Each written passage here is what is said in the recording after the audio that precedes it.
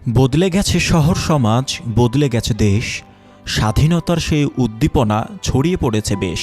দেশটা কারো বাপের না, প্রমাণ হয়েছে আবারও। স্বাধীনভাবে চলব আমরা, স্বাধীন বাংলাদেশ।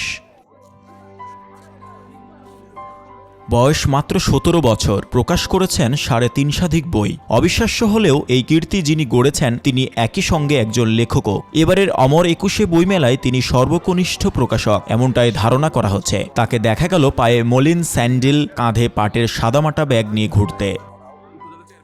আন্দোলনকে কেন্দ্র করে এটি লিখেছি এবং কি লাল সবুজের চিত্রমাখা বাংলাদেশ আমার স্বাধীনতা, বাংলাদেশ তুমি ছিলেন দুর্বল, দেশকে এগিয়ে নিয়ে যাই, চলো চলো বাংলাদেশ। এটা হচ্ছে মানব সৃষ্টি। কুমিল্লার ঝাঁকুনিপাড়া গ্রামে মেম্বার বাড়িতে তার জন্ম।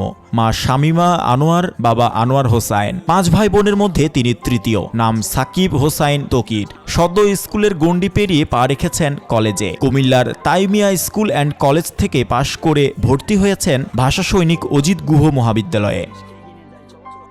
কুমিল্লার দ্বিতীয় মুরাদপুর দক্ষিণ পাড়ায় তার কলেজের পাশেই একটি কম্পিউটারের দোকানে ছাপিয়েছেন প্রায় ৩৫০ বই। আকারে ছোট হলেও সংখ্যায় বিপুল বইয়ের এই ক্ষুদে প্রকাশক এবার আত্মপ্রকাশ করেছেন লেখক হিসেবে।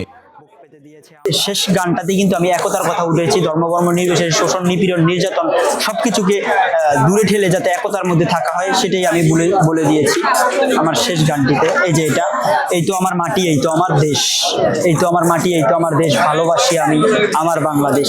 বাংলায় আমার জন্ম, বাংলায় আমার ভাষা, আমি বাঙালি, বাংলাদেশই আমার ঠিকানা।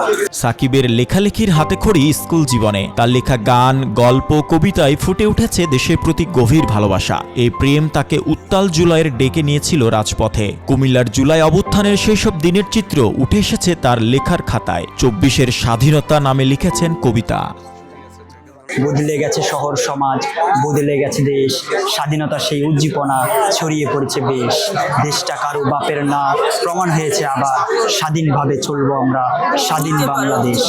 স্বাধীনভাবে চলবো আমরা, স্বাধীন বাংলাদেশ। রক্তের বিনিময়ে পাওয়া ২৪-এর স্বাধীনতা, তা তো কবু ভোলা যায় না, সে তো বিরল এক ইতিহাস। ১৭ বছরে এই কিশোর লিখেছেন বই প্রিয়ভূমি। পৃষ্ঠা সংখ্যা মাত্র ১৯। কলেবরে ছোট হলেও অনুভবে এর ওজন অনেক। সাকিবের বইয়ের ক্রেতারা এমনটাই মনে করছেন। তরুণ লেখকদেরকে সাপোর্ট না করলে তো এরা লিখবে কীভাবে? লেখার জন্য যদি ইন্সপিরেশন না হয়, যদি সেই ইন্সপায়ার্ড না হয়, তাহলে সে লিখবে কোথা থেকে? লেখার জন্য তো ওকেও নিজেকে অনেক পড়াশোনা করতে হয়, অবশ্যই পড়াশোনা করতে হয়। পড়াশোনা লিখবে, লেখার যদি ফিডব্যাক সে না পায়, এটার যদি প্রতিফলন না ঘটে, এই প্রতিফলন না ঘটে, সেটা তো লেখার জন্য সেই হবে না, এগ্রি হবে না। ওরাই তো হলো দেশের ভবিষ্যৎ। দিন যাবে, নতুনত্ব আসবে, নতুন নতুন আমরা আশা করব। তো তরুণ প্রজন্মের কাছ থেকে তো অনেক কিছুই শিখলাম, অনেক কিছু জানলাম। তরুণরা জানে কিভাবে জয় করতে হয়, তরুণরা জানে কিভাবে স্বাধীনতা আনতে হয় নতুন করে। আবার তরুণরা এও জানে যে এত বড় বই প্রকাশনা হচ্ছে, সে নিজেই লেখক, নিজেই প্রকাশক, নিজেই আবার সেটা হলো সেলক। সুতরাং তাদের কাছ থেকে অনেক কিছু জাতি শিখতে পারে, আসতে পারে। এই বইটা আসলে উনি গান করার জন্যই লিখেছিল মেবি। তো এই বইটার একটা পড়া আমার খুব ভালো লাগছে, দেশাত্মবোধক গান ২৪-এর স্বাধীনতা।